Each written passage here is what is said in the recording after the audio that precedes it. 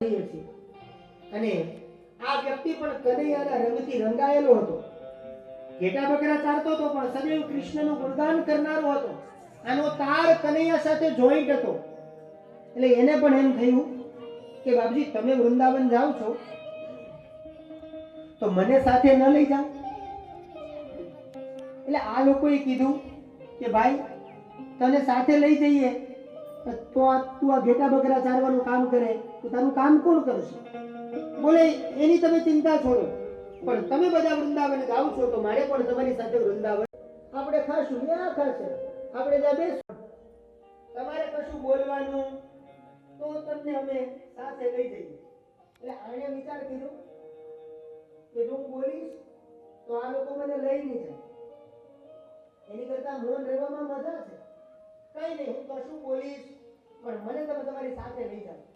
હવે એમાં આ સંતની સાથે આ ભાઈ પણ રાત પડી ગઈ એટલે આ સંતોએ કીધું કે આપણે આજનો દિવસ હવે આપણે આ રાત આ ગામની અંદર રોકાવાનું છે. બધાય બોલે છે પણ હવે આને બોલવાની ના પાડેલી. એટલે આ એમ મૂંગો,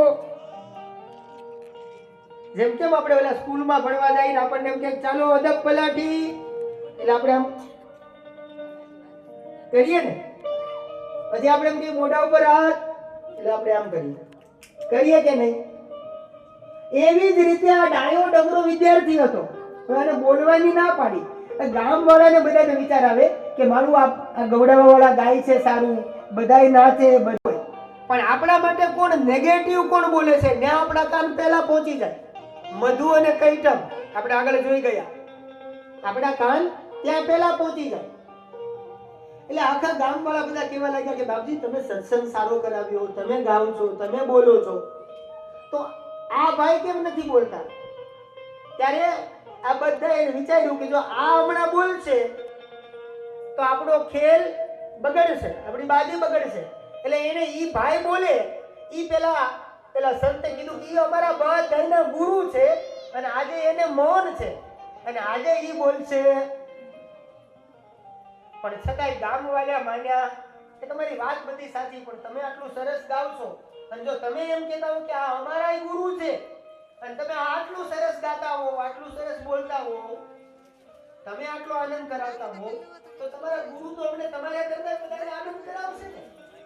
તમે કૃપા કરો પણ એક વખત આ તમારા ગુરુને તો બે શબ્દ ખાલી અમૃત વાણી બોલે,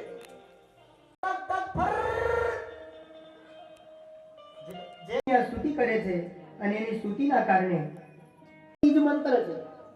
રીમ એ માયા બીજ મંત્ર છે અને ક્લીમ એ કામ બીજ મંત્ર છે. એટલા માટે તો કુંજિકા સ્તોત્રમાં આવે કે એમકારી સૃષ્ટિ રૂપાય ક્લીમકારી પ્રતિપાલિકા ક્લીમકારી કામરૂપિણ્ય બીજરૂપી નમોસ્તુતે. થાય એટલી તમે આ માળાના જપ કરજો. આપણે લોકો શું કરીએ? આપણને કોઈક માળા આપે, આપણે કરીએ? माला बनाई काष्ट की उसमें डाला सूत, माला बिचारी क्या करे અને જપને વાલા આવું છે બધું. તો અહીંયા મહાકાલી, મહાલક્ષ્મી અને મહાસરસ્વતી એ ત્રણેયને જ્ઞાનોપદેશ કર્યો, હરિને આશીર્વાદ આપ્યો કે હે હરિ તમારા અનેક અવતારો થશે. જ્યારે તમે વરાહ બન્યા ત્યારે માં ભગવતી એને મદદ કરવા માટે વારાહી બન્યા. એને આપણે દેશી ભાષામાં વેરાઈ પણ કહીએ છીએ.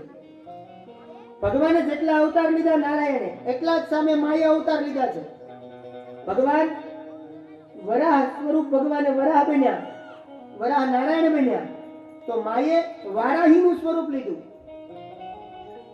ભગવાને નૃસિંહ અવતાર લીધો તો જગદંબા નારસિંહી માં બન્યા અને આશીર્વાદ આપી. અને ત્યારબાદ માતાજીએ કીધું કે જે બ્રહ્મા, વિષ્ણુ અને મહેશ આ ત્રણેયમાં ભેદભાવ રાખશે, છેલ્લે માતાજી બોલ્યા છે કે જે બ્રહ્મા, વિષ્ણુ અને મહેશ ત્રણેયમાં ભેદભાવ રાખશે એ વ્યક્તિ નરકગામી થશે. આપણે લોકો વિષ્ણુની ઉપાસના કરીએ તો મહાદેવજીને ન માનીએ, મહાદેવજીની ઉપાસના કરવા વાળા પાછા વિષ્ણુને ન માને અને આ બંને પાછા માતાજીને ન માને. આવું ક્યારે કરવું? અહીંયા લખ્યું છે યો હરિ સ શિવ સાક્ષાત શિવ સ સ્વયં હરિ એતયોર ભેદમાં તિષ્ઠ નરકાન ભવેન્નરઃ. જે હરિ અને હરની અંદર ભેદભાવ રાખશે એવો વ્યક્તિ એ નરકનો ગામી થશે. માટે હરિહરની અંદર ક્યારે ભેદભાવ રાખવો? એટલા માટે રામાયણની અંદર લિંગ થાપી વિધિવત કરી પૂજા, શિવ સમાન પ્રિય મોહી ન દૂજા, શિવદ્રોહી મમ ભગત કહાવા, સપને મોર દરસ નહીં પાવા. રામાયણમાં ભગવાન ભોળાનાથ બોલ્યા છે કે જે મારા અને રામની અંદર જે ભેદભાવ રાખશે એને સપનામાં પણ હું કોઈ દી દર્શન નહીં આપું. આમ તો દર્શન નહીં આપું, પણ સપને હું મોર દરસ નહીં દેવા. સપનામાં પણ હું ક્યારે એના પર પ્રસન્ન નહીં થાઉં. આ વાત બતાવી. અને ત્યારબાદ બ્રહ્મા, વિષ્ણુ અને મહેશ એ સ્તુતિ કરીને જાય છે. ભગવતી જગદંબા એના સગુણ અને નિર્ગુણ આવા બે સ્વરૂપો વિશે વાત કરી. અને ત્યારબાદ માતાજીના મૂળ 3 ગુણો વિશે અહીંયા વાત કરી છે કે સત્વગુણ, રજોગુણ અને તમોગુણ. આ 3 ગુણ ધરાવનારી આ જગદંબા છે. હવે ધ્યાન આપજો. તો એમાં 3 ગુણ વાળી માં ભગવતી એટલે સત્વગુણ, રજોગુણ, તમોગુણ. આ 3 ગુણોમાંથી પંચમહાભૂતનું નિર્માણ થયું. એમાંથી પંચમહાભૂતમાંથી પૃથ્વી, આકાશ, તેજ, જલ અને વાયુ આવા પંચમહાભૂતોનું સર્જન થયું. એમાંથી પંચ તન્માત્રાનું સર્જન થયું એટલે શબ્દ, સ્પર્શ, રૂપ, રસ અને ગંધ. સત્વગુણ જે વ્યક્તિ ધરાવતા હોય એ વ્યક્તિ કેવા હોય? કારણ કે સત્વગુણ એનો રંગ છે સફેદ, રજોગુણનો રંગ છે લાલ અને તમોગુણનો રંગ છે કાળો. હવે આપણે અહીંયા બેઠેલા બધા આપણે શેમાં આવીએ, કયા ગુણમાં આવીએ એ આપણે આપણી જાતે નક્કી કરવાનું. કોઈએ આંગળી ઊંચી કરવાની જરૂર.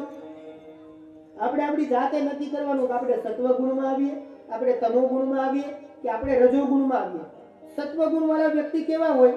દેવી ભાગવત લખે કે જ્યારે માણસની અંદર સત્વગુણ આવે ને ત્યારે એની અંદર પ્રેમ વધે, બીજાનું ભલું કરવાનું મન થાય. ત્યારે સમજવું કે આ સત્વગુણી છે. પ્રેમ વધે, આદર ભાવ વધે, બીજાનું ભલું કરવાનું મન થાય, સત્ય વધે, જીવનમાં કોમળતા વધે, બીજા પ્રત્યે રાગ ન રાખે, ઈર્ષા ભાવ ન રાખે.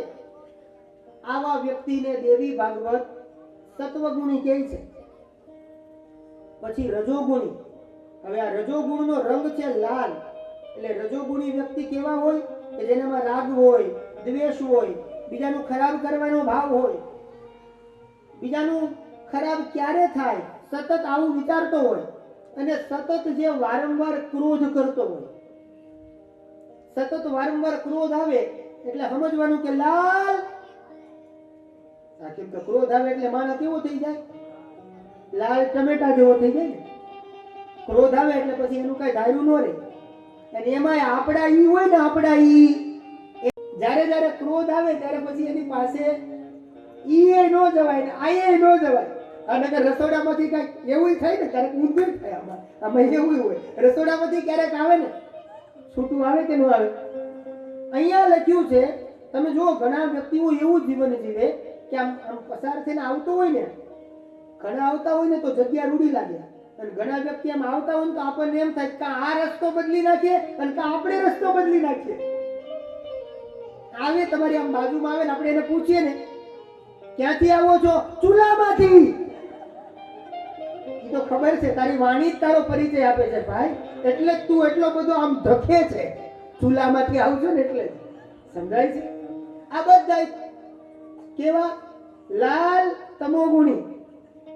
સત્વગુણી શાંત હોય, તમોગુણી આવા હોય. અને પછી હવે આવ્યું રજોગુણી.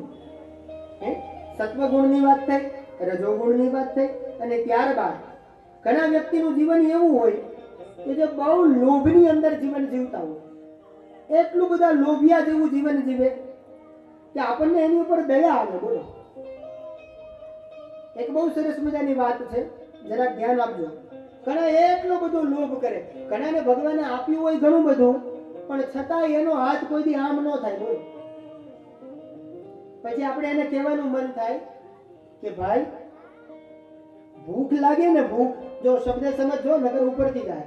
સત્વગુણ, તમોગુણ અને રજોગુણ આપણે એની ચર્ચા કરીએ છીએ. તો રજોગુણી વ્યક્તિ કેવા હોય તો કે લોભિયા હોય, બરાબર છે. અને એનું જીવન કેવું હોય? ભૂખ લાગે ત્યારે ઘરમાં પાર્લે, ગુડ ડે, ક્રેકજેક ઈ જ કામમાં આવે હો.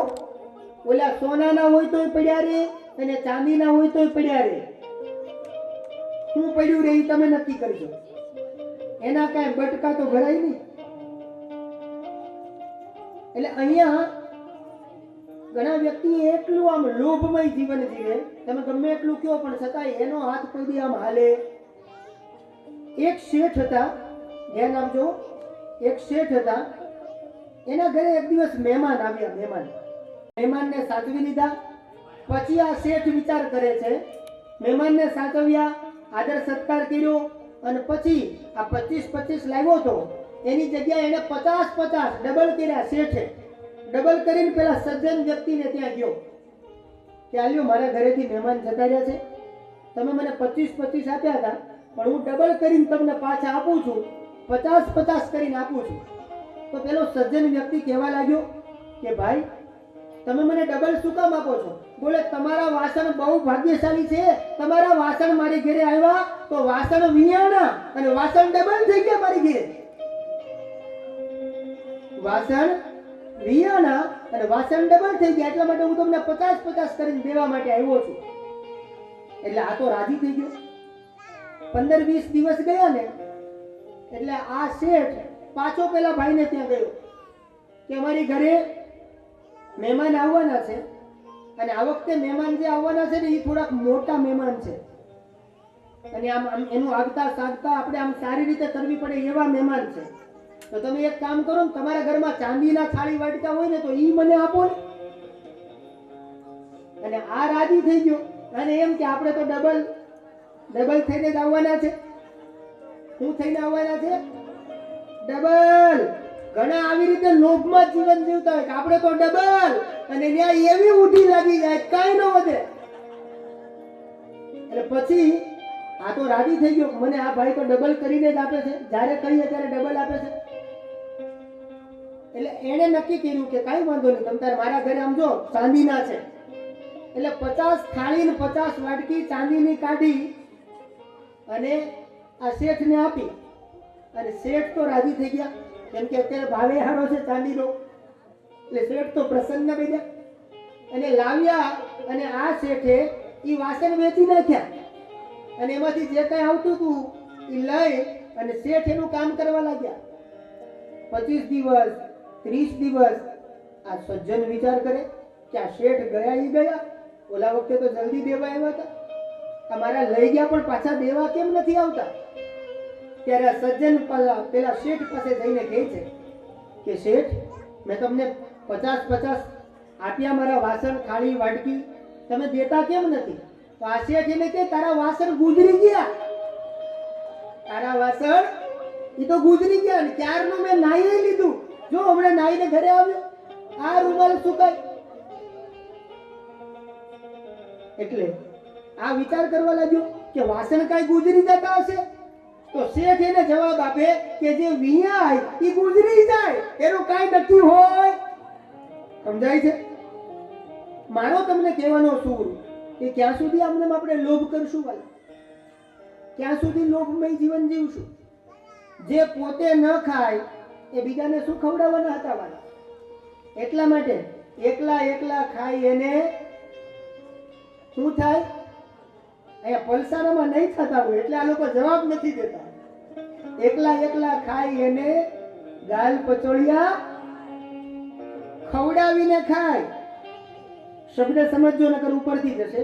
જે ખવડાવીને ખાય ઈ પરલોકે જાય, જે ખવડાવીને ખાય ઈ પરલોકે જાય અને એકલા ખાય એનું જસલોકમાં જાય. મુંબઈમાં આવી છે જસલોક નામની હોસ્પિટલ. હા, એ તો સીધી વાત છે ને ભાઈ. ખવડાવીને ખાય ઈ પરલોકે જાય અને એકલા ખાય એનું બધું. તો અહીંયા સત્વગુણ, તમોગુણ અને રજોગુણ આ 3 ગુણોની ચર્ચા કરી અને એવામાં ભુવનેશ્વરી ભગવતી પ્રગટ થયા. હવે અહીંયા એમ રીમ અને ક્લીમ એના મહિમાની વાત કરી છે. પણ એ પહેલા પરાંબામાં ભગવતી જગદંબા પ્રગટ થયા અને તમામ દેવતાઓ એની સ્તુતિ કરી. માતાજી એને આશીર્વાદ આપ્યા અને તમામ દેવતાઓ કહેવા લાગ્યા કે જેવા તમે અમને દર્શન દીધા, અમને આશીર્વાદ આપ્યા, આવા તમામ માનવીઓ પર તમે આશીર્વાદ વરસાવવા વાળા, અમારા ઘરે જેમ ભૂલા પડ્યા એમ તમે બધાના ઘરે ભૂલા પડવા વાળા બનજો. આવો ભાવ વ્યક્ત કરી અને કહેવા લાગ્યા. શું કહે છે?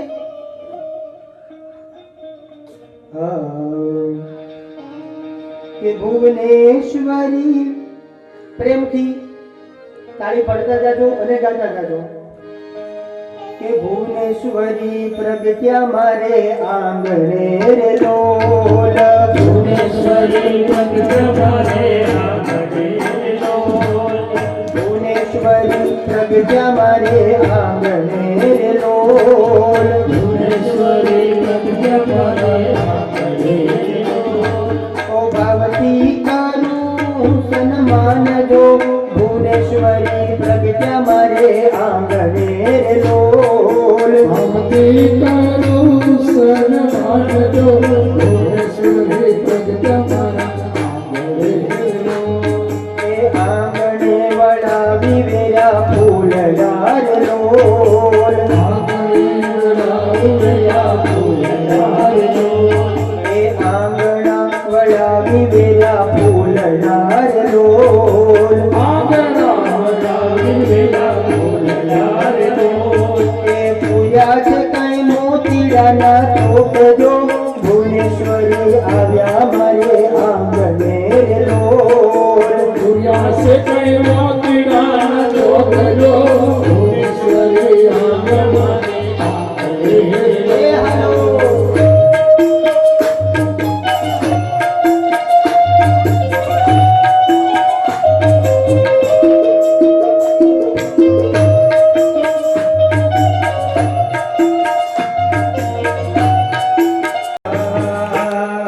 પ્રેમના બાજુ ઢળાવ ચૂલોલ, સ્વાગતમાં ફૂલડાની માળ મારી માવડી, સ્વાગતમાં ફૂલડાની માળ મારી, ભુવનેશ્વરી આવ્યા મારે આંગણે લોલ, ભુવનેશ્વરી આવ્યા મારે આંગણે લોલ. હું તારા દેશું તમને ઓરડાર લોલ, ઉતારા દેશું તમને ઓરડાર લોલ. એ દેશુના વણ કેરા નીર મારી માવડી, દેશુના એમાં ભુવનેશ્વરી આવ્યા મારે આંગણે લોલ, ભુવનેશ્વરી આવ્યા મારે આંગણે લોલ. એ હાલો.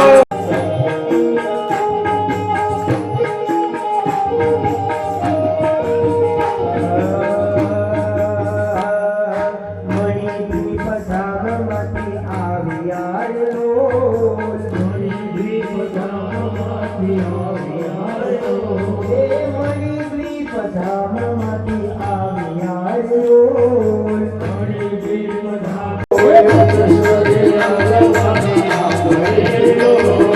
ભુવનેશ્વરી આવ્યા મારે આંગણે લોલ,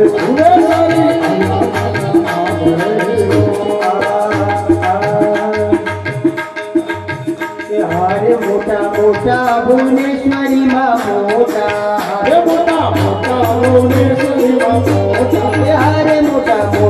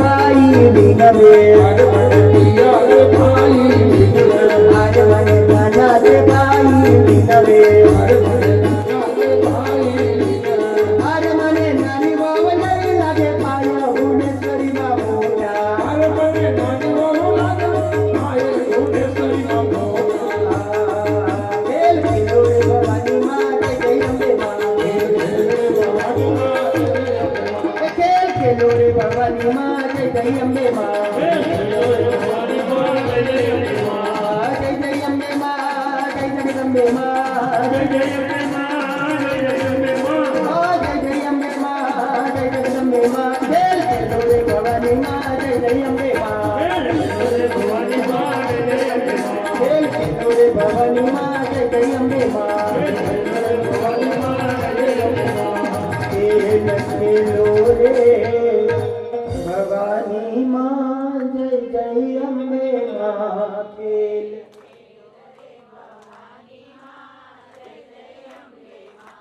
સમજાય છે? તો અહીંયા પરાંબામાં ભગવતી જગદંબાનું ચરિત્ર બતાવ્યું છે. સૌપ્રથમ એમ નમઃનો મહિમા બતાવ્યો. એક કૌશલ પ્રદેશ નામમાં એક બ્રાહ્મણ હતા. આ બ્રાહ્મણનું નામ છે દેવદત્ત નામના બ્રાહ્મણ. આ દેવદત્ત નામના બ્રાહ્મણ, એની પત્નીનું નામ છે રોહિણી. એને ત્યાં સંતાન ન હોય એટલે સંતાનની કામનાથી એ યજ્ઞ કરે છે. અને એને ત્યાં જે બાળક થયો એનું નામ એ લોકો રાખે છે ઉતથ્ય. ભૂલથી આ ઉતથ્ય, કથામાં ધ્યાન આપજો, કૌશલ પ્રદેશનો આ બ્રાહ્મણ છે. નામ છે દેવદત્ત. એની પત્નીનું નામ છે રોહિણી. સંતાન ન હોય એટલા માટે યજ્ઞ કરે છે. સંતાન થયું જેનું નામ પાડ્યું ઉતથ્ય. અને આ ઉતથ્ય એક દિવસ વનમાં જાય છે. અને વનની અંદર અનેક લોકો વન વિચરણ કરતા હતા. અને વનની અંદર માં ભગવતી જગદંબા એનો યજ્ઞ થતો હતો. અને ઉતથ્ય નામનો બ્રાહ્મણ વનની અંદર વન વિચરણ કર્યું. અને પુનઃ વનમાંથી જ્યારે પાછો આવ્યો ત્યારે આ બ્રાહ્મણ દેવદત્ત નામના બ્રાહ્મણ એ ઉતથ્યને ભણાવવા લાગ્યા. ભણી ગણી અને જ્ઞાની બન્યો. પણ ઉતથ્યને મંત્ર શીખવાડે છે. ઉતથ્ય બધું જ ભણે છે પણ મંત્ર એને મગજમાં બેસતો. અને આ દેવદત્ત નામના બ્રાહ્મણ એને શીખવાડે છે કે બેટા બોલો ઓમ ઐમ હ્રીમ ક્લીમ ચામુંડાય વિચે. પણ છતાંય આને મંત્ર આવડતો, યજ્ઞમાં રુચિ નથી, બોલે છે તો સ્વરભંગ થાય છે, મંત્રમાં એની રુચિ નથી. એટલે આ બાજુ જ્યાં એ ભણાવતા હતા એવામાં એક ગોભીલ નામના ઋષિ એ આશ્રમમાં એ આ બ્રાહ્મણને ત્યાં આવે છે. અને એ ગોભીલ ઋષિને આ દેવદત્ત કહેવા લાગ્યા કે મારો દીકરો આ ઉતથ્ય હું એને ભણાવું છું પણ છતાં એની ભણવામાં રુચિ નથી, એ ભણતો નથી. આ દેવદત્ત એ મંત્ર બરાબર બોલતો નથી. અને આના કારણે ગોભીલ ઋષિ એને માર્ગ બતાવે છે કે કઈ ન ભણે તો કઈ નહીં, પણ તમે એક કામ કરો, અત્યારે કદાચ નહીં ભણે, સમય મર્યાદાએ થોડુંક આગળ જશે પછી ભણશે. ડાયરેક્ટ બાળકો ઉપર એટલો બધો ભણતરનો બોજ નખાય. આજકાલ તમે જુઓ મારા ને તમારા બાળકોનો બેગ હોય ને વાલા, એ આપણે ઉંચકી નથી શકતા. તમે ડાયરેક્ટ એના ઉપર આમ અરે ભણવું જ પડે, એટલા માર્ક્સ નહીં લાવે બેટા તો તને ઘરમાં નહીં આવવા દો. આવું કરાય. દેવી ભાગવત શીખવે મને ને તમને. અને પુનઃ એક વખત આ દેવદત્તને ત્યાં યજ્ઞ ચાલતો હતો. જેમ એનો દીકરો નહોતો ભણતો એમ આ વખતે એક બ્રાહ્મણ એવા આવ્યા કે એ બરાબર સ્વર નહોતા લેતા. મંત્ર બોલે ને ત્યારે આમ હાથ હલતો હોય. તમે જોજો બ્રાહ્મણો મંત્ર બોલે ને ત્યારે એનો હાથ એટલે કે સ્વર લેતા હોય. હરિ ઓમ ત્ર્યંબકં જજામહે સુગંધિમ પુષ્ટિવર્ધનમ. કે ક્યાં હાથ આમ જવો, ક્યાં આમ જવો, ક્યાં ઉપર જવો, ક્યાં નીચે જવો, આ આવડવું જોઈએ.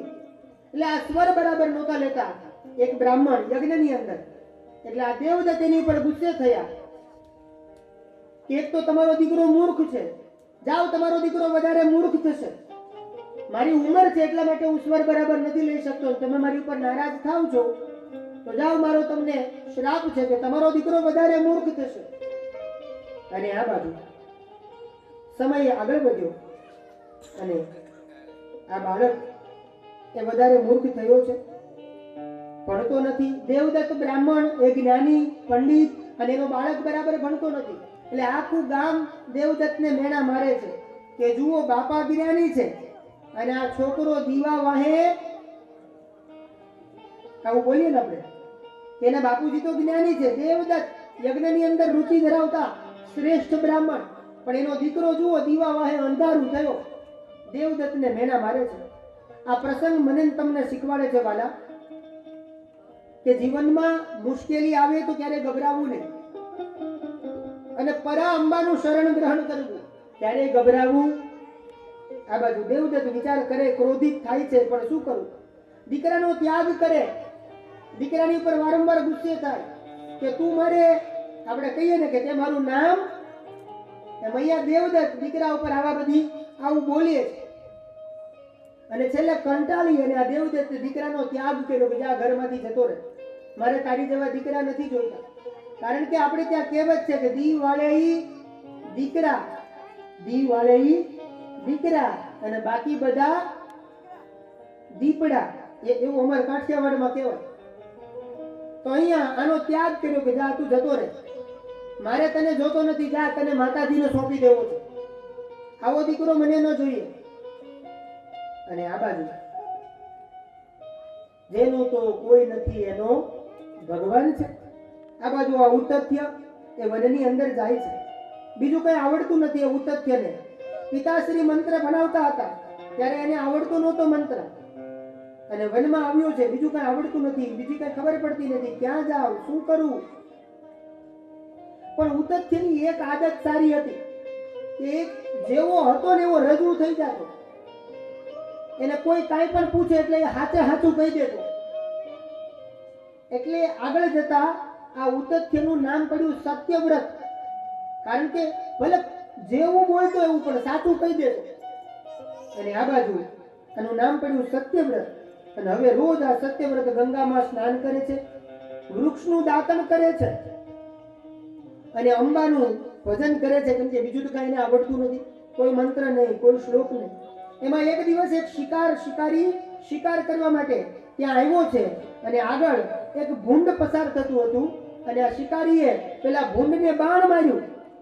અને આ બાજુ જ્યાં ભૂંડને બાણ મારવા માટે ગયો તો બાણ ભૂંડને ન વાગ્યું, એની કાનની બાજુમાંથી પસાર થયું અને ભૂંડ ત્યાંથી નીકળી ગયું. અને આ બાજુ આ શિકારી એની પાછળ પાછળ દોડે છે, મારો શિકાર ગયો કે. અને જ્યાં આવે છે તો આ સત્યવ્રત એટલે કે આ ઉતથ્ય એ ત્યાં બેઠો હોય છે, અને આવી અને આ વ્યક્તિ એને પૂછે છે. અને જેવું બાણ છોડ્યું, બાણ કાનની બાજુમાંથી નીકળ્યું, અને કેવો અવાજ આવે, આપણને કોઈ મારે તો આપણે પણ કહીએ ને વાગી જાય એવું બોલીએ ને આપણે. અને એના પિતાજી એમ બોલાવતા હતા, એમ રીમ ક્લીમ. ત્યારે આ ન શીખ્યો, ત્યારે આ ન બોલ્યો, પણ પેલા ભૂંડની દશા જોઈ અને એના જેમ આપણને કઈ વાગતું હોય ને આપણા જેવા શબ્દો નીકળે, એટલે આ એમ એમ એમ એમ આ શબ્દ ઉતથ્યના મગજમાં બેસી ગયો. અને આ બાજુ સમય પસાર થયો અને થોડોક સમય ગયો એટલે આ ઉતથ્ય હવે મનમાં વિચાર કરે છે કે શું કરવું. અને એને આ એમ એમ એમ શબ્દ એના કાને પડ્યા, અને બીજું કઈ નહીં, વારંવાર ઉતથ્ય ખાલી એમ એમ એમ આ મંત્રનો જપ કરતો હતો. અને આના જપ કરવાના કારણે પરાંબા માં ભગવતી એ ઉતથ્ય ઉપર પ્રસન્ન થયા અને એને આશીર્વાદ આપ્યો. અને ઉતથ્યને કીધું કે જા બેટા તારું મંગલ થશે. સમજાય છે કે આ કથા નાની છે, પ્રસંગ નાનો છે, પણ મને તમને એમ સમજાવે કે તમને આખો નવારના મંત્ર ન આવડે, એમ રીમ ક્લીમ ચામુંડા એવી છે, તમને જો આખો નવારના મંત્ર ન આવડે તો ખાલી એમ એમ બોલશો ને તોય જગદંબા રાજી થશે. ભયથી બોલશો તોય ભલે, અથવા ભાવથી બોલશો તોય ભલે, પણ બોલો તો ખરા. આ એમ નમઃનો મહિમા બતાવ્યો. ત્યારબાદ જન્મેજય હવે પ્રશ્ન કરે છે, એમ નમઃ રીમ નમઃ અને ક્લીમ નમઃની વાત અહીંયા બતાવી. અને હવે જન્મેજય વેદવ્યાસજી મહારાજને પ્રશ્ન કરે છે કે હવે મને તમે માં અંબાના યજ્ઞ વિશે સંભળાવો, મારે આ અંબાના યજ્ઞ વિશે સાંભળવું છે. કે આટલો બધો યજ્ઞનો મહિમા, એટલો બધો નામનો મહિમા, કોઈ અજાણતા ખાલી એમ એમ બોલે અને જો એ માણસને માં પ્રસન્ન થઈ જતા હોય તો મને હવે આ માં અંબા એના યજ્ઞ વિશે તમે સંભળાવો. કે સૌથી પ્રથમ આ બ્રહ્માંડની અંદર આ અંબાનો પહેલામાં પહેલો યજ્ઞ કોણે કરેલો એ કથા તમે મને સંભળાવો. અને આ બાજુ વેદવ્યાસ ભગવાન કહેવા લાગ્યા કે જન્મેજય સાંભળો. બ્રહ્માંડની અંદર સૌ પ્રથમ પહેલામાં પહેલો જો કોઈએ યજ્ઞ કરાવ્યો હોય તો એ છે ભગવાન હરિ એટલે કે નારાયણ. લક્ષ્મી અને નારાયણ ઈ યજમાન બનેલા અને એમણે પહેલી વખત પરા અંબા માં ભગવતી જગદંબાનો યજ્ઞ કરાવેલો. પછી નવચંડી હોય તોય ભલે, એક દિવસ થાય નવચંડી, પછી સતચંડી હોય તોય ભલે, લક્ષચંડી હોય તોય ભલે, પણ પહેલામાં પહેલો યજ્ઞ અંબાનો યજ્ઞ કોણે કરાવેલો? ભગવાન નારાયણ અને લક્ષ્મીજી. એમણે પહેલી વાર એ યજમાન બનેલા અને એમણે યજ્ઞ કરાવેલો માં ભગવતી પરાંબાનો. અને એ નવચંડી યજ્ઞ કરી અને નારાયણે અનેક બ્રાહ્મણોને દક્ષિણા આપી અને માં આ યજ્ઞના કારણે આ અંબા એ હરિ ઉપર પ્રગટ થયા, પ્રસન્ન થયા અને હરિને કહેવા લાગ્યા કે હે હરિ, તમે મારો પહેલો યજ્ઞ કર્યો છે તો સાંભળો, હું તમારી ઉપર પ્રસન્ન થયો છું. અને અહીંયા માતાજી નારાયણને આશીર્વાદ આપે છે અને શું કહે છે કે તમારા ગામડે ગામડે મંદિરો થશે, ગામડે ગામડે તમારી પૂજા થશે. આજે જેટલામાં અંબાના મંદિર ન દેખાય એટલા તો તમને આ કાળિયા ઠાકરના મંદિર દેખાય છે, પણ એમાં આશીર્વાદ કોનો છે? માતાજીનો. માતાજીએ કૃષ્ણ ભગવાનને આશીર્વાદ આપેલો. ગામડે ગામડે તમારા મંદિર થશે. ધર્મની સ્થાપના માટે તમે જ્યારે જ્યારે અવતાર લેશો ત્યારે હું તમને મદદ કરવા માટે આવીશ. વેદવ્યાસજી કહેવા લાગ્યા કે જન્મે જાય સાંભળ, હવે હું તને યજ્ઞના પ્રકારો વિશે જણાવું. યજ્ઞ અનેક પ્રકારના હોય. કોઈ યજ્ઞ દાન યજ્ઞ હોય, કોઈ યજ્ઞ આપણે જે કરીએ છીએ એ પણ એક યજ્ઞ છે. આપણે કયો યજ્ઞ કરીએ છીએ? જ્ઞાન યજ્ઞ. દેવી ભાગવત મહાપુરાણ જ્ઞાન યજ્ઞ. આ જ્ઞાન યજ્ઞ થાય છે. હવનમાં આહુતિ આપો એને હવન યજ્ઞ. પણ આ યજ્ઞની અંદર 3 પ્રકારની શુદ્ધિ હોવી જરૂરી છે. યજ્ઞ જ્યારે તમે કરાવડાવો ત્યારે 3 પ્રકારની શુદ્ધિ યજ્ઞની અંદર હોવી જરૂરી છે. જન્મેજય પ્રશ્ન કરે છે, વેદવ્યાસજી એને યજ્ઞના પ્રકારો અને જગદંબા અને આના પછી નવરાત્રીનો મહિમા અને એના પછી આપણે રામના પ્રાગટ્ય તરફ આગળ કથામાં વધશું. મારે તમને ખાસ ધ્યાન આપજો વાલા, આપણે લોકો ઘરે યજ્ઞ કરીએ છીએ પણ યજ્ઞ કેવી રીતે કરવો, યજ્ઞની અંદર કઈ કઈ શુદ્ધિ હોવી જોઈએ. ઘણા લોકો એમ કે અમે અનેક યજ્ઞ કર્યા પણ કોઈ સફળતા મળી. દેવી ભાગવત મને તમને શીખવાડે કે યજ્ઞની અંદર 3 પ્રકારની શુદ્ધિ હોવી.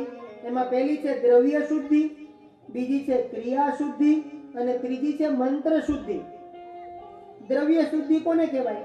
કે જે યજ્ઞની અંદર તમારી પાસે જે કંઈ ધન આવ્યું હોય એ તમે ધન ભગવાનના માર્ગે વાપરો તો જ તમારું ધન શુદ્ધ બને, તો જ તમારું ધન સાત્વિક બને. અને એ ધન તમે વાપરો તમારા પોતાના માટે તો એ તમારા માટે લેખે લાગે. એટલે એની અંદર પહેલા તો શું ધનની શુદ્ધિ હોવી. અને આપી એ જ વ્યક્તિ શકે કે જેને માં ભગવતી આપ્યું હોય અને જેનો જીવ મોટો હોય એ જ વ્યક્તિ દઈ શકે, બાકી બધા દઈ શકતા. તો પહેલી વાત બતાવી કે એમાં દ્રવ્ય શુદ્ધિ હોવી. એટલા માટે પાંડવોએ રાજસુ યજ્ઞ કર્યો છતાં પણ એને 12 વર્ષ વનવાસ મળ્યો. બોલો, રાજસુ યજ્ઞ પાંડવો જેવા પાંડવો યજ્ઞ કરે છતાં એને 12 વર્ષ વનમાં જવું પડે. પણ એનું કારણ એ હતું કે પાંડવો પાસે જે સંપત્તિ હતી, જરાસંધને મારી, ભીમ અને જરાસંધનું યુદ્ધ થયું હતું, એને મારી અને જે મુગટ લઈ આવ્યા હતા એ પાંડવોએ એના ખજાનામાં રાખ્યો હતો. એટલે આ અનીતિનો મુગટ હતો. એના કારણે એમને યજ્ઞ એ સફળ ન થયો. સમજાય છે? એટલે આપણે પણ અનીતિનું ઘરમાં ભેગું કર્યું હશે વાલા તો એ કામમાં નહીં આવે, યાદ રાખજો. એટલા માટે હું હંમેશા એમ કીધા કરું કે નીતિએ નારાયણ વસે, નીતિએ નારાયણ વસે અને અનીતિએ કૂતરા ભસે. હારી વાત તમારી. તમે આપો તોય ભલે, ન આપો તોય ભલે, તમે પોતે પોતાના માટે ખાવ તોય ભલે, પણ અનીતિ ક્યારેય કરતા નીતિને વળગી રહેજો. જો અહીંયા પાંડવોનું ઉદાહરણ આપ્યું છે કે એમણે રાજસૂય જેવો યજ્ઞ કર્યો છતાંય વનમાં, કારણ કે ભીમ અને જરાસંધ એને મારી, જરાસંધે બધું અનીતિનું ભેગું કર્યું હતું. એટલે યજ્ઞની અંદર પહેલા તો શું હોવું જોઈએ? નીતિના માર્ગેથી આવેલું હશે તો એ તમારું કોઈ ક્યાંય જશે. अनीति से धन होत है बरस 5 अरु 7 तुलसी द्वादश समय में અને જડા મૂળ સે જાત. અનીતિ થી ભેગું કરશો ને વાલા તો એ જ્યારે જશે ને ત્યારે તમે ભેગું કર્યું હશે ને એ લઈને જશે. શાસ્ત્ર અને સુભાષિતકાર કહે છે કે અન્યાયો પાર્જિતમ વિત્તમ 10 વર્ષાની તિષ્ઠતિ પણ પ્રાપ્તે ચૈતાદશે વર્ષે અને સમૂલંત વિનશ્યતિ. અન્યાયથી મેળવેલું ધન 10 વર્ષ કામ લાગે. ઘણા નથી કહેતા કે આનો દસકો છે. ઓ ભાઈ, આમ તો જો આ કાંઈ કરતો નથી.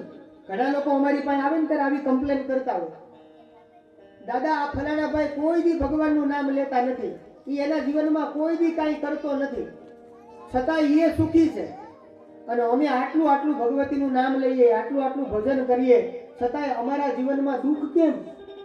ત્યારે હું એ લોકોને એમ કહું, ભાઈ આપણે ધીરજ રાખવી, આપણે ધીરજ છોડવી. આપણે ધીરજ રાખશું તો ભગવાન કાલ આપણને પણ સુખિયા. પણ બીજાનું જોઈ કોઈ વ્યક્તિ સ્કોડા ગાડી લઈ આવે, હવે આપણી ફેર ન હોય, આપણે એક સાયકલ લાવવાનો વેત ન હોય, અને આપણે એની જેવું કરવા જઈએ, પછી હપ્તા ભરાય, પછી હપ્તા ન ભરાય અને બેંક વાળા આવીને શું કરી જાય? એટલે આવું ક્યારે આંધળું અનુકરણ કરવું? સમજાય છે? હંમેશા નીતિથી ચાલવું. એટલે અહીંયા પહેલી વાત કરી દ્રવ્ય શુદ્ધિ હોવી જોઈએ. બીજી વાત કરી ક્રિયા શુદ્ધિ. જન્મે જાય જે જગ્યાએ યજ્ઞ થતો હોય, જે જગ્યાએ સત્કર્મ થતું હોય, એની અંદર તમારો ભાવ એટલે કર્મ તમારું સારું હોવું જોઈએ. જો તમારી ક્રિયા સારી હોય અને સાચી હોય, તમે ભાવથી સત્કર્મ કરશો. ઘણા લોકો એવું વિચારે કે ભાઈ પહેલાને ત્યાં યજ્ઞ હતો ને તો એને 1000 માણસોને જમાડ્યા હતા, હું દેખાડી દઉં, હું એવડું આયોજન કરું ને 2000 માણસોને જમાડું. આવું કરવા જાય ને એટલે ન તો 1000 જમે કે ન તો 2000 જમે, સરવાળે એને પણ મમ્મના વાંધા. એટલે દેખાદેખી ક્યારેય કરવી, ક્રિયા શુદ્ધિ હોવી જોઈએ. અને ત્રીજી વાત કરી મંત્ર શુદ્ધિ હોવી જોઈએ. મંત્રમાં અશુદ્ધિ ચાલે છે. વિદ્વાન બ્રાહ્મણો આપણને આંગણે આવ્યા હોય તો એવા બ્રાહ્મણને આપણને ઓળખતા આવડવું. આપણને ઓળખતા ન આવડે, કોઈ પણ બ્રાહ્મણ આપણા આંગણે આવે વાલા તો એ ક્યાં સુધી રહે? 1 દી 2 દી 9 દિવસના મહેમાન હોય તમારા આંગણે, 10મા દિવસે તો એ લોકો એના ઘરે સમજાય તો આપણને એની મર્યાદા સમજાતી. યાદ રાખજો, હંમેશા દરેક વ્યક્તિ તમારા આંગણે કાંઈ લેવા જ આવ્યા હોય એવું નહીં માનતા. કોક કંઈક દેવાય આવ્યું હોય, પછી સંપત્તિ હોય તોય ભલે, સારા 2 વિચાર હોય તોય ભલે, 2 ભગવાનની સારી વાતો હોય તોય ભલે, પણ આપણને માણસને ઓળખતા આવડવું. એટલે મંત્રની શુદ્ધિ હોવી જોઈએ. અને તમે નસીબદાર છો કે આવા સારા વિદ્વાન બ્રાહ્મણો તમારા આંગણે.